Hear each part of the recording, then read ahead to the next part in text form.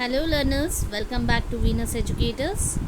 So in today's video, we are not just going to learn concept but also going to learn about the classroom application of these topics.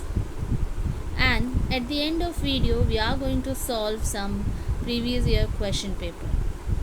So आज के video में सिर्फ concept नहीं समझेंगे, इसका classroom application भी देखेंगे और एंड में कुछ प्रीवियस ईयर क्वेश्चन भी सॉल्व करेंगे। तो वीडियो को लास्ट तक ज़रूर देखिए क्योंकि टेट में क्वेश्चंस डायरेक्ट एप्लीकेशन बेस्ड ही होते हैं। और आज हमारे 90 डेज़ 90 मार्क्स चैलेंज का पहला दिन है।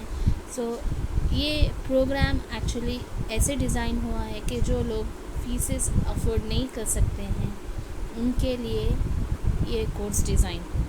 सो आप जितने लोगों को भी जानते हैं जो टेट क्रैक करना चाहते हैं एंड अफोर्ड नहीं कर सकते हैं फीसेस, तो ज़्यादा से ज़्यादा शेयर करें। So we are not going to waste time any more, just learn what is the concept and what is the application. So first topic will be from CDP, that is growth, development and maturation. So it is actually understanding the foundation of child psychology, right? So let's see what is growth. Okay, growth का मतलब होता है physical increase, जैसे wait, height और size में बदलाव। ये quantitative change होती है, यानी जिसे हम मेजर कर सकते हैं, नाप सकते हैं। और ग्रोथ विजिबल होती है, लाइक आपको दिखाई देगा कि एक बच्चा ग्रो कर रहा है क्या नहीं कर रहा है, उसका हाइट रुका हुआ है या बढ़ रहा है, वो मोटा है या पतला दिखाई दे रहा है। ऐसा ये चीज़ें आप मेजर कर सकती हैं और ये दिखाई दे जाने वाली चीज़ें, ठीक है। ये एक स्टेज पर जाकर रुक जाती, ग्रोथ आपके मरने तक नहीं चलती, एक स्टेज पर जाकर ग्रोथ रुक जाती, राइट। सो एक मैच्योरिटी लेवल आएगा, उसके बाद आपका ग्रोथ जो है सो स्टॉप हो जाएगा, एक माइलस्टोन आएगा तब आप वहाँ रुक जाएंगे, right. So how we can say that in English, growth is a physical increase that can be visible, that can be measured. For example, we'll see the difference in height, weight and size. And growth is not a continuous process, it is going to be stopped at the stage called as maturity, right? So just now we have understand the concept of growth, right? Now we are going to looking at what is the application. We are going to look this topic from the teacher's perspective. अब हम teacher के perspective से इस चीज़ को देखेंगे। जैसे कि questions बनते हैं एग्ज़ाम में, जब हम स्कूल हेल्थ कार्ड में बच्चों की हाइट और वेट लिखते हैं, हम एक्चुअली उनका ग्रोथ मेजर कर रहे हैं, लर्निंग मेजर नहीं हो रही, वहाँ उनकी ग्रोथ मेजर हो रही है, राइट। फिर एक टीचर को ये समझना ज़रूरी है कि फिज़िकल ग्रोथ और लर्निंग कैपेसिटी दोनों अलग अलग चीज़ें हैं, ठीक है। अभी हम एक टेट पॉइंट ऑफ व्यू से एक पॉइंट फोकस करेंगे यहाँ पर। Growth is measurable physical change और स्टॉप्स आफ्टर मैच्योरिटी। जब कभी भी आपको एग्ज़ाम में एक क्वेश्चन नज़र आएगा what is growth, growth is a qualitative या क्वांटिटेटिव, तो आप बताएंगे इट्स अ क्वांटिटेटिव, क्वांटिटी में बताया जा सकता है, ठीक है। So we are moving towards the next topic, that is what is development. Now what is development? Development means overall progress, physical, mental, emotional, social and moral.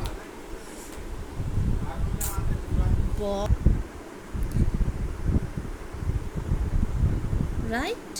So development क्या होता है? एक ओवरऑल प्रोग्रेस होती है, physical के साथ mental, emotional और social aspect include होते हैं, right. And this is not going to be major, actually it is a qualitative, okay. We are going to say in terms of qualitative, right.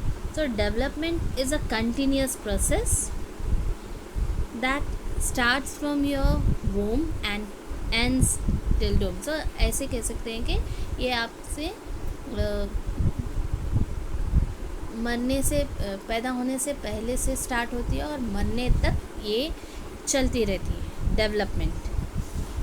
अब इसको एक example से देखेंगे। एक बच्चा जो पहले क्लास में बोलता नहीं था, अब कॉन्फिडेंटली पार्टिसिपेट करता है, तो इसको आप डेवलपमेंट बोलेंगे, ग्रोथ नहीं बोलेंगे।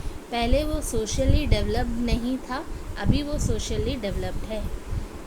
जब वही बच्चे का साइज़ में 1 इंच इजाफा हो जाता है, एक एक्स्ट्रा इंच बढ़ जाता है, तब आप बोलेंगे कि बच्चे की ग्रोथ हुई है, ना कि development. Am I clear with this? Right. So now we are going to understand this from the point of view of a teacher. Application देखेंगे इसका। एक गुड टीचर सिर्फ मार्क्स नहीं देता, वो देखते हैं बच्चा इमोशनली और सोशली कितना इम्प्रूव हुआ। ओके, अभी हम CCE पैटर्न में वही देखते हैं, बच्चे को ओवरऑल जज करें। ठीक है, चलिए next we are moving towards the next concept, that is maturation. Now what is maturation? Maturation का मतलब होता है नेचुरल रेडीनेस, वो तैयारी जो हर बच्चे में नेचुरली होती है। ये एक बायोलॉजिकल प्रोसेस है जिससे हम फोर्स नहीं कर सकते। लर्निंग तभी होती है जब बच्चा मैच्योर होता है उस पर्टिकुलर स्किल के लिए। जैसे कह सकते हैं कि एक 3 साल का बच्चा लिख नहीं सकता चाहे टीचर रोज़ लिखवाए, क्योंकि उसके हैंड के मसल्स अभी मैच्योर नहीं हुए। आप ये नहीं कह सकते कि छोटा जो लड़का है अभी न्यूबॉर्न बेबी, उसको बात करना नहीं आ रहा तो उसमें डेवलपमेंट नहीं हो रही, क्योंकि वो उसमें अभी मैच्योरिटी इतनी नहीं आई कि वो बात कर पाए। वैसे ही आप एक बच्चे को उतना ही पढ़ा सकते हैं जितना उसकी मैच्योरिटी लेवल होती है। ओके, सो मैच्योरेशन का मतलब रेडीनेस। देखिए ये कीवर्ड्स वेरी इंपॉर्टेंट है from the point of view of TET examination. You have to just not learn the maturity, development and growth, उसके accordingly keywords like qualitative, quantitative, readiness, automatic process. So maturity से आने वाले keywords क्या क्या हो सकते हैं यहाँ पर? ऑटोमेटिक प्रोसेस और learning readiness. So do remember, note कर लीजिए इसे। So what is maturity? When the child is naturally ready for the learning, and it is an automatic process, it is a biological process that cannot be forced or taught, right? And learning readiness, a child learns effectively only when ready, right? Because they have, it is a biological process and natural process, that what we say. Okay, so next we have how they work together. Alright, so maturation is equal to natural automatic process, learning के लिए foundation है। अब हम इन तीनों को connect करते हैं। Growth हमें फिजिकल बदलाव दिखाता है, yes, it shows the difference in physics, any child's physics, right? Next we have maturation. Maturation is क्या कहेंगे, बच्चे को सीखने के लिए तैयार करता है। ओके, मैचुरेशन बच्चे को सीखने के लिए तैयार करता है, और डेवलपमेंट जो है सभी डायमेंशंस में प्रोग्रेस करता है। ओके, लाइक कैसे बोलेंगे आप? ग्रोथ आपको चेंजेस दिखाएगा, मैचुरेशन आपको रेडीनेस दिखाएगा, डेवलपमेंट आपको प्रोग्रेस दिखाएगा। तो फिर से 3 कीवर्ड्स आपको मिल गए हैं यहाँ पे। Growth is associated with change, maturation is associated with readiness, development shows progress. ये 3 कीवर्ड्स आपको अच्छे से याद रखें। सो एक टीचर के लिए ये ट्रायो समझा जाता है, यानी 3 चीज़ें एक जगह, और बहुत ज़रूरी है, क्योंकि हर क्लासरूम में बच्चे एक ही पेस से या एक ही स्पीड से नहीं सीखते। उनकी ग्रोथ, मैच्योरिटी लेवल सब टीचिंग के हिसाब से अडेप्ट करनी पड़ती है, राइट? आपको बच्चे के लेवल के हिसाब से टीचिंग के जो मेथड्स हैं वो आपको इख्तियार करने पड़ते हैं. You have to adapt different teaching methods according to the level of the child, according to the maturity level of the child, according to the pace of development of the child. ठीक है. So in summary we can say like अगर बच्चा pencil सही से नहीं पकड़ रहा है तो टीचर को ये समझना चाहिए कि ये लर्निंग प्रॉब्लम नहीं है, ये मज़ल मैच्योरिटी का इशू है. अगर आपको एग्ज़ाम में ऐसा क्वेश्चन आता है कि आप एक बच्चे को देख रही हैं जो 3 साल का है और ठीक से पेंसिल नहीं पकड़ रहा है, उसमें कौन सी डिसेबिलिटी है, तो आप लिखेंगे कि वो आप ऑप्शन में चूज़ करेंगे कि वो मैच्योर नहीं है उस लर्निंग के लिए. ठीक है. सो यहाँ तक आप आई होप क्लियर होगा. सो एक रूल याद रखेंगे, teach according to readiness not according to the as.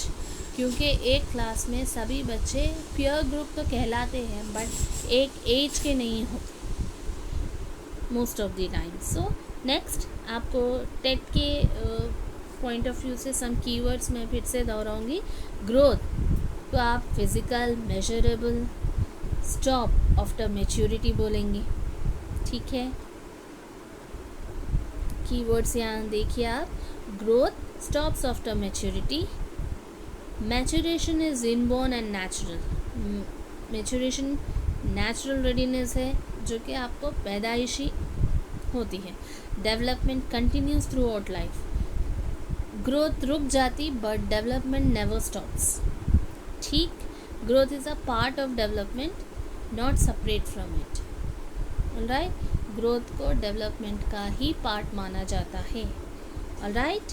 सो अब आपको एक रिफ्लेक्टिव होमवर्क यहाँ मैं देना चाहूँगी जो आप मुझे जवाब देंगे अपने कमेंट्स में. एक 5 साल का बच्चा है जो स्लोली पढ़ता है, तो as a teacher what will you check first, effort और मैच्योरिटी. राइट. 1 या 2 लाइन में आंसर्स कमेंट कीजिए. और with this remember one thing, every child grows but not every child develops at the same pace. आप like कहते हैं ना कि इस एज में इतना हाइट होना चाहिए, इतना वेट होना चाहिए, उस अकॉर्डिंगली ऑलमोस्ट हर बच्चा बढ़ता है. सम रेयर केसेस होते हैं but everybody grows at the same pace but not every child develops at the same pace. सबकी समझ, सबकी अक्ल एक तरीके से नहीं बढ़ती, एक स्पीड से नहीं बढ़ती. So a great teacher measures progress not just height. Alright. So learners, आज हम सिर्फ कॉन्सेप्ट नहीं समझे बल्कि उसका एप्लीकेशन और एग्ज़ाम पैटर्न भी देखा. सो अभी आपके कुछ क्वेश्चंस हैं, प्रीवियस ईयर क्वेश्चंस, हम उनको सॉल्व करेंगे. लाइक पहला क्वेश्चन है, growth refers to qualitative physical change, emotional maturity, C cognitive ability, D moral behaviour. Growth refers to a quantitative physical change, B emotional maturity, C cognitive ability, D moral behavior. So the correct answer is quantitative physical change. मैंने बताया था growth को आप change से associate करेंगे. Second question है, which of the following is true? Growth is lifelong. B development stops at maturity. C growth stops but development continues. D both stop together. So development नहीं रुकती है, growth रुकती है. So answer C is correct. So next third question we have is, maturation means A practice based learning, B natural unfolding of potential with age, C reinforcement, D social intimation.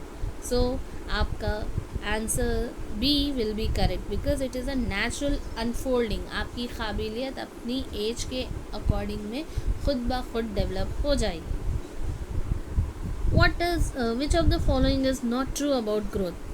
Growth के बारे में ये बात कौन सी सही नहीं है? A, it is measurable, B, it is physical, C, it continues throughout life, it stops after maturity. So growth एक एज के बाद रुक जाती है। सो इसके बारे में गलत बात पूछी गई, सो हम आंसर सी को करेक्ट मानेंगे, क्योंकि it continues throughout life. No, it not continue throughout life. Alright, so अगर आपको आज का वीडियो वैल्यूबल लगा तो कमेंट करो I am growing and developing, और सब्सक्राइब करो वीनस एजुकेटर्स। कल हम फिर से मिलेंगे with day 2, that is principles of development and it's educational implication. यहाँ एक और बात बताती चलूँ मैं आपको, आज की टॉपिक पे आपको कल क्वेश्चंस मिलेंगे व्हाट्सएप ग्रुप पर, वहाँ पर आप प्रैक्टिस करेंगे, यहाँ पर आप लेक्चर सुनेंगे। ऐसे हम 90 डेज़ में we are going to reach our targets. So stay with us. Thank you. Bye bye.